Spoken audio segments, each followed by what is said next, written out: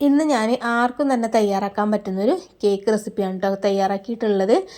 കേക്കിൻ്റെ റെസിപ്പി എന്ന് പറയുമ്പം കുറേ ഇൻഗ്രീഡിയൻസ് വേണ്ടി വരും. അതുപോലെ തന്നെ കുറേ മെഷറിംഗ് കപ്പും ബീറ്ററും അങ്ങനത്തെ എല്ലാ സംഭവങ്ങളൊക്കെ വേണ്ടി വരുമല്ലോ. അതൊന്നുമില്ലാതെ നമ്മുടെ വീട്ടിൽ എപ്പോഴും എല്ലാവരും വീട്ടിലുണ്ടാവുന്ന മിക്സിൻ്റെ ജാറും പിന്നെ നമ്മളെ ഈ ഒരു ഇഡ്ഡലി തട്ടൊക്കെ ഉണ്ടെന്നുണ്ടെങ്കിൽ എന്തായാലും ട്രൈ ചെയ്ത് നോക്കാൻ പറ്റും കേട്ടോ. ഇഡ്ഡലി തട്ടൊക്കെ ഇല്ലാത്ത വീടുകൾ എന്തായാലും ഉണ്ടാവില്ലല്ലോ. അപ്പോൾ അതുപോലെ തന്നെ നല്ല ടേസ്റ്റി ആയിട്ട് തയ്യാറാക്കാൻ പറ്റും, നല്ല സോഫ്റ്റ് ആയിട്ടുള്ളൊരു കേക്ക് തന്നെയാണത്.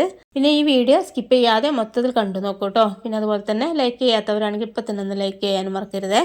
അപ്പോൾ നമ്മൾ ആദ്യം തന്നെ ഈ ഒരു ഇഡ്ഡലി തട്ട് നമുക്കൊന്ന് സെറ്റ് ചെയ്തെടുക്കണം. ഗ്രീസ് ചെയ്തെടുക്കാൻ വേണ്ടിയിട്ട് കുറച്ച് ഓയിൽ എന്തെങ്കിലും ബ്രഷ് ചെയ്ത് കൊടുക്കുന്നുണ്ട്. അപ്പോൾ ഓയിൽ ഇങ്ങനെ ബ്രഷ് ചെയ്ത് കൊടുക്കുകയാണെന്നുണ്ടെങ്കിൽ പെട്ടെന്ന് നമുക്ക് ഇതിൽ നിന്ന് കേക്ക് റിമൂവ് ചെയ്തെടുക്കാനായിട്ട് കഴിയും ചെയ്തോളും. നല്ല കറക്റ്റായിട്ട് ടെക്സ്ചറും കാര്യങ്ങളും കിട്ടിക്കോളും. ഇനി ബട്ടർ ഷീറ്റ് ഒന്നും വെക്കേണ്ട കാര്യമില്ല കേട്ടോ. ഇതുപോലെ തന്നെ ഓയിൽ എന്തെങ്കിലും ബ്രഷ് ചെയ്ത് കൊടുത്താൽ മാത്രം മതി. ആദ്യം തന്നെ നമുക്കിതൊന്ന് സെറ്റാക്കി വെച്ചതിന് ശേഷം അതൊരു സൈഡിലേക്ക് വെക്കാം. ഇനി നമുക്ക് ഡ്രൈ ഇൻഗ്രീഡിയൻസ് ഒക്കെ ഒന്ന് അരിച്ചെടുക്കാം കേട്ടോ. ഡ്രൈ ഇൻഗ്രീഡിയൻസ് എന്നൊക്കെ പറയുമ്പോൾ ഒരുപാട് ടെൻഷൻ അടിക്കേണ്ട കാര്യമൊന്നുമില്ല. നമ്മുടെ മൈദയുടെ മിക്സാണ് കേട്ടോ നമ്മൾ ഈ ഒരു അരിച്ചെടുക്കുന്നത്. അപ്പോൾ ഞാനിതിലേക്ക് അരക്കപ്പ് മൈദപ്പൊടി എടുത്തിട്ടുണ്ടായിരുന്നു. അതിൽ നിന്ന് ഈ അരക്കപ്പിൽ നിന്ന് 1 ടേബിൾ സ്പൂൺ മൈദ മാറ്റി വെച്ചതിന് ശേഷമാണ് ഇതിലേക്ക് ഇട്ട് കൊടുക്കുന്നത്. പിന്നെ 1/2 ടീസ്പൂണ് ബേക്കിംഗ് പൗഡർ ചേർത്ത് കൊടുക്കാം. പിന്നെ ഒരു നുള്ള് ബേക്കിംഗ് സോഡ കൂടി ചേർത്ത് കൊടുക്കുന്നുണ്ട്. അതുപോലെ തന്നെ ഒരു പിഞ്ച് ഉപ്പ് കൂടി ചേർത്ത് കൊടുക്കാം. എന്നിട്ട് നമുക്കിതൊന്ന് മിക്സ് ആക്കിയതിന് ശേഷം ഒന്ന് അരിച്ചെടുക്കാം കേട്ടോ. അപ്പോൾ ഇതുപോലെ മെഷറിംഗ് കപ്പ് വേണമെന്നില്ല. നമുക്ക് ചായ കുടിക്കുന്ന ഗ്ലാസ് ഉണ്ടല്ലോ, അതിലും നമുക്ക് അളന്നെടുത്തിട്ട് കറക്റ്റായിട്ട് ചെയ്തെടുക്കാൻ പറ്റും. ഒരു ഗ്ലാസ് മൈദപ്പൊടി എടുത്താൽ മതിയാവും. അതിൽ നിന്ന് 1 ടേബിൾ സ്പൂൺ മാറ്റിയെടുക്കുകയാണെന്നുണ്ടെങ്കിൽ കറക്റ്റായിട്ടുള്ള അളവ് തന്നെ നമുക്ക് കിട്ടിക്കോളും. ഇതൊന്ന് മിക്സ് ചെയ്തിട്ട് ഇതുപോലെ അങ്ങ് അരിച്ചെടുക്കുകയാണെന്നുണ്ടെങ്കിൽ മൈദപ്പൊടിയുടെ എല്ലാ ഭാഗത്തേക്കും ഈ ഉപ്പും ബേക്കിംഗ് സോഡയും ബേക്കിംഗ് പൗഡറൊക്കെ ഒരുപോലെ ഒന്ന് മിക്സായിട്ട് കിട്ടിക്കോളും. അപ്പോൾ ഇതിലുള്ള കരടൊക്കെ നമുക്ക് പെട്ടെന്ന് റിമൂവ് ചെയ്തെടുക്കാനായിട്ട് കഴിയുമല്ലോ ഇതുപോലെ അരിച്ചെടുക്കുകയാണെന്നുണ്ടെങ്കിൽ. അപ്പോൾ അതൊരു സൈഡിലേക്ക് വെച്ചതിന് ശേഷം ഒരു 3 പ്രാവശ്യം ഞാൻ ഇതുപോലെ അരിച്ചെടുത്തിട്ടുണ്ട്. അതൊന്ന് ഒരു സൈഡിലേക്ക് വെക്കുന്നുണ്ട്. ഇനി മിക്സീൻ്റെ ജാർ എടുക്കുക. എന്നിട്ട് അതിലേക്ക് 2 കോഴിമുട്ട നമുക്ക് പൊട്ടിച്ചൊഴിക്കണേ. ഞാൻ എപ്പോഴും കേക്ക് ഉണ്ടാക്കുന്ന സമയത്ത് പറയാറുണ്ട്, മുട്ടയും ഈ കേക്ക് ഉണ്ടാക്കുന്ന പാത്രങ്ങളൊന്നും ഒട്ടും തന്നെ വെള്ളമയൊന്നും ഇല്ലാതെ ഡ്രൈ ആയിട്ട് തന്നെ നമുക്ക് എടുക്കണേ. അതുകൊണ്ട് തന്നെ റൂം ടെമ്പറേച്ചറുള്ള മുട്ടയാണ് ഞാൻ എടുത്തിട്ടുള്ളത്. അത് ഈ രണ്ടും ഈ മിക്സീൻ്റെ ജാറിലേക്ക് പൊട്ടിച്ചൊഴിക്കുന്നുണ്ട്. ഇനി ഞാനതിലേക്ക് 1 ടേബിൾ സ്പൂൺ വാനില എസൻസ് ഒഴിച്ച് കൊടുക്കുന്നുണ്ട്. എസൻസ് ഇല്ലെങ്കിൽ ഏലക്കായുടെ തൊലിയൊക്കെ കളഞ്ഞിട്ട് 2 ഏലക്കായ എടുത്തിട്ട് അതിൻ്റെ കുരു മാത്രം ഇട്ട് കൊടുത്താലും മതി. മുട്ടയുടെ ഒരു ഫ്ലേവർ മുന്നിട്ട് നിൽക്കാതിരിക്കാൻ വേണ്ടിയിട്ടാണ് കേട്ടോ. മുട്ടയുടെ ഒരു ബാഡ് സ്മെല്ല് ഉണ്ടാവില്ല, അതൊന്ന് ഒഴിവാക്കാൻ വേണ്ടിയിട്ട് നമ്മൾ അതിലെന്തെങ്കിലും ഒന്ന് ചേർത്ത് കൊടുക്കുന്നത് നന്നായിരിക്കും. ഇനി അതിലേക്ക് അരക്കപ്പിൽ നിന്നും 2 ടേബിൾ സ്പൂണ് പഞ്ചസാര മാറ്റിയെടുത്തതിന് ശേഷം ഇതിലേക്ക് ഇട്ട് കൊടുക്കുന്നുണ്ട്. പൊടിച്ച പഞ്ചസാരയാണെന്നുണ്ടെങ്കിൽ അരക്കപ്പ് മൊത്തത്തിലായിട്ട് ഇട്ട് കൊടുക്കാം. അപ്പോൾ നമ്മൾ ഗ്ലാസ്സിലാണ് നിങ്ങൾ എടുക്കുന്നതെങ്കിൽ ആ ഒരു അളവിന് തന്നെ എടുത്താൽ മതി. ഗ്ലാസ്സിൽ നിന്ന് 2 ടേബിൾ സ്പൂൺ പഞ്ചസാര മാറ്റി എടുത്താൽ മതി. എന്നിട്ട് നിങ്ങൾ ഇട്ട് കൊടുക്കുകയാണെങ്കിൽ കറക്റ്റായിട്ട് മധുരം തന്നെ കിട്ടിക്കോളും. അപ്പോൾ മൈദ എത്രയാണ് എടുക്കുന്നത് ആ അളവിൽ തന്നെ പഞ്ചസാര എടുക്കാനായിട്ട് പ്രത്യേകം ശ്രദ്ധിക്കട്ടോ. അപ്പോൾ കറക്റ്റായിട്ട് മധുരം തന്നെ കിട്ടിക്കോളും.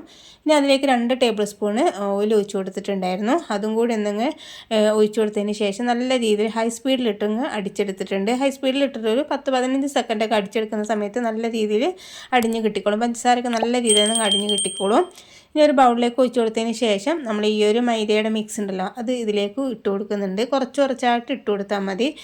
ആദ്യം തന്നെ മുഴുവനായിട്ട് ഇട്ട് കൊടുക്കരുത്. ഇതുപോലെ കുറച്ച് ഇട്ട് കൊടുക്കുക. എന്നിട്ട് നല്ല രീതിയിലൊന്ന് മിക്സാക്കി എടുക്കാം. ഇതുപോലെ ഫോൾഡ് ചെയ്ത് തന്നെ മിക്സാക്കി എടുക്കണേ. അപ്പോഴാണ് നമുക്ക് നല്ല രീതിയിൽ ഈ ഒരു മുട്ടയുടെ സോഫ്റ്റ്നെസ് നഷ്ടപ്പെടാതെ കറക്റ്റായിട്ട് കിട്ടുള്ളൂ. അപ്പോൾ ബീറ്റർ ഇല്ലാത്തവർക്ക് വേണ്ടിയിട്ടാണ് കേട്ടോ ഈ ഒരു മിക്സിൻ്റെ ജാറിൽ ഞാൻ ചെയ്ത് കാണിക്കുന്നത്. മിക്സിൻ്റെ ജാറാണെന്നുണ്ടെങ്കിൽ നമുക്ക് എല്ലാവർക്കും വീട്ടിലുണ്ടാകുന്ന ഒരു സംഭവം തന്നെയാണല്ലോ. അപ്പോൾ അതുകൊണ്ട് തന്നെ കേക്ക് ഉണ്ടാക്കാൻ സാധനം ഇല്ലയെന്ന് വിചാരിച്ച് ടെൻഷൻ അടിച്ചിട്ടും മടിച്ചൊക്കെ ഇരിക്കുന്നവർക്ക് എന്തായാലും ഇതുപോലെ ഒന്ന് ട്രൈ ചെയ്ത് നോക്കുകയാണെന്നുണ്ടെങ്കിൽ കറക്റ്റായിട്ട് നമുക്ക് കേക്ക് തയ്യാറാക്കി എടുക്കാനായിട്ട് കഴിയുകയും ചെയ്യും.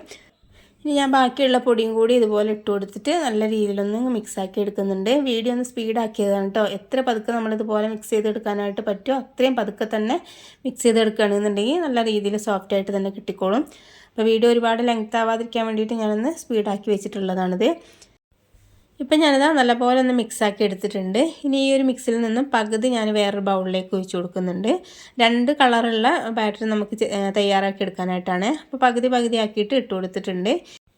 ഇനി ഒരു ബൗളിലേക്ക് ഞാൻ 1 ടീസ്പൂൺ കൊക്കോ പൗഡർ ചേർത്ത് കൊടുത്തിട്ടുണ്ട്. എന്നിട്ടൊന്ന് മിക്സാക്കി കൊടുക്കുന്നുണ്ട്. കൊക്കോ പൗഡർ ഇല്ലെങ്കിൽ നമ്മൾ ബൂസ്റ്റ് ഉണ്ടല്ലോ, ബൂസ്റ്റ് വേണമെങ്കിൽ 1 ടേബിൾ സ്പൂൺ ചേർത്ത് കൊടുത്താൽ മതി. അതും ഇല്ലെങ്കിൽ നമ്മൾ ഡാർക്ക് കളറുള്ള ബിസ്ക്കറ്റൊക്കെ ഉണ്ടെന്നുണ്ടെങ്കിൽ അതൊന്ന് പൊടിച്ചെടുത്തിട്ട് അരിച്ചെടുത്ത ശേഷം ചേർത്ത് കൊടുത്താലും മതി കേട്ടോ. അപ്പോൾ ഈ ഒരു ഡാർക്ക് കളർ കിട്ടിക്കോളും.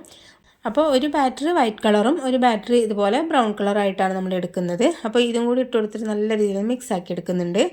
ഇനി നമുക്കിതൊന്ന് സെറ്റ് ചെയ്തെടുക്കാനായിട്ട് തുടങ്ങാം. അതിന് നമ്മൾ ആദ്യം തന്നെ ഗ്രീസ് ചെയ്ത് വെച്ചിരിക്കുന്ന ഇഡ്ഡലി തട്ടുണ്ടല്ലോ, അതിലേക്ക് ഈ ഒരു വൈറ്റ് ബാറ്റർ നമുക്ക് കുറച്ചിട്ട് കൊടുക്കാം കേട്ടോ. ഒരു സ്പൂൺ എടുത്തിട്ട് കുറച്ച് കുറച്ചായിട്ട് ഈ ഒരു വെള്ള കളറുള്ള ഈ ഒരു ബാറ്റർ ഉണ്ടല്ലോ അത് ഒഴിച്ചു കൊടുക്കുക. കുറേ ഒഴിച്ചു കൊടുക്കരുത്.